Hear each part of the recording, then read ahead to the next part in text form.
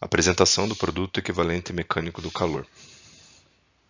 Nesta apresentação, mostraremos alguns detalhes sobre o produto, bem como algumas recomendações técnicas para a realização dos experimentos.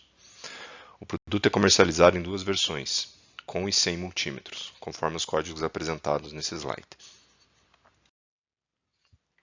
Conhecendo o produto, o conjunto equivalente mecânico do calor é composto por uma base com manivela, um corpo de prova de alumínio, um sensor de temperatura, um dinamômetro, um cabo de ligação, um par de cabos de ligação para o corpo de prova de alumínio, uma haste para pendurar o dinamômetro, uma corda para atrito no cilindro de alumínio e uma haste para fixação do dinamômetro. Alguns acessórios são necessários para a realização dos experimentos. Um deles é o multímetro, para fazer a medição da temperatura no sensor de temperatura, que ele é através de variação de resistência, e uma fonte de alimentação para o experimento do equivalente elétrico do calor. Esses acessórios não são vendidos com o produto, né? O multímetro é vendido em uma das versões, mas a fonte de alimentação não é vendida em nenhuma das versões do produto, sendo necessário ter no laboratório.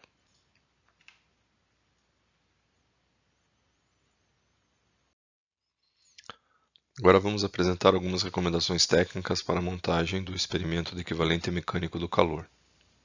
Para isso, vamos assistir um vídeo.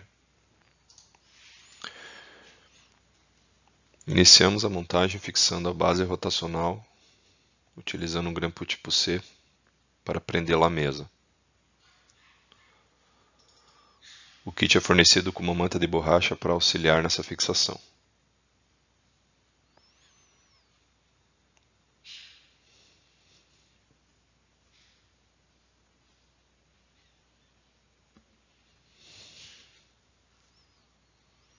Com a base bem fixa, instalamos a haste do dinamômetro, fixando ela nessa posição utilizando o manípulo. Na sequência, instalamos a haste com o fixador metálico para pendurar o dinamômetro. Ela permite o ajuste vertical. E instalamos o dinamômetro. Agora instalamos o cilindro de alumínio. Notem que ele está em água gelada, poderia ser água com gelo ou mesmo gelo em um saco, colocando o cilindro em cima. Essa água é importante, essa água gelada ou o saco com gelo para a diminuição da temperatura do cilindro. A temperatura estará descrita no manual, qual deve ser e o procedimento para esse processo. Aqui instalamos o cilindro na base rotacional, utilizando 2 manípulos, prendendo bem firme.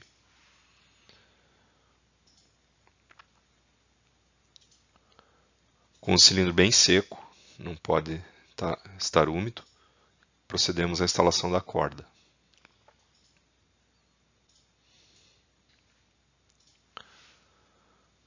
É importante que a corda desça pela frente e não por trás do cilindro. E vamos dar de 4 a 5 voltas.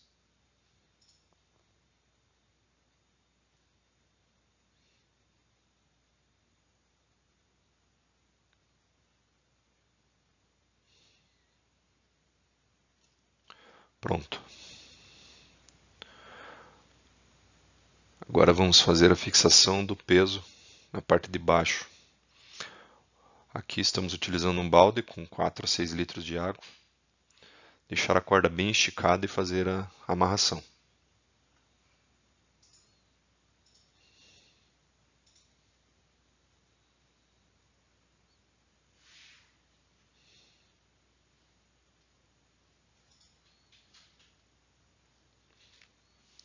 Com a parte de baixo ajustada, fazemos o ajuste da parte de cima. Colocamos uma tração na corda de aproximadamente 7 newtons. E agora vamos proceder o teste da montagem. Para efeito de demonstração, demos várias voltas. Não há necessidade de tantas voltas. Notem que o balde sobe quando giramos. Para a realização desse teste de 4 a 5 voltas já é o suficiente. No vídeo fizemos mais para fazer a demonstração.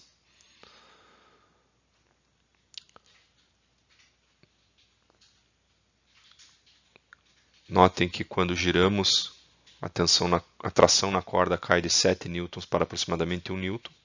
Não deve zerar a força na corda, a tração, mas deve ser menor do que 2. Agora ajustamos o multímetro para medição de 200K de resistência, né, na escala de resistência.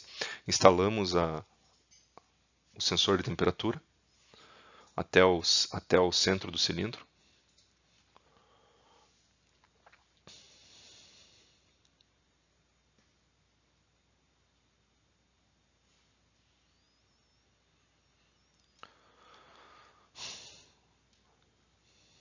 Aguardamos a estabilização da temperatura para iniciar o experimento.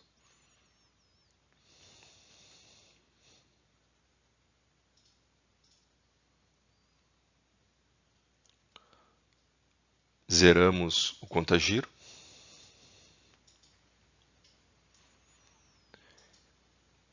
E iniciamos o experimento. O fim do experimento acontecerá quando atingir uma determinada temperatura, que estará descrita no manual. A velocidade de rotação é de 2 voltas por segundo, aproximadamente. Essa rotação deve ser mantida constante. Quando atingir a temperatura que foi determinada, encerra-se o giro da manivela. É necessário aguardar mais um tempo para a estabilização da temperatura. E o experimento está encerrado.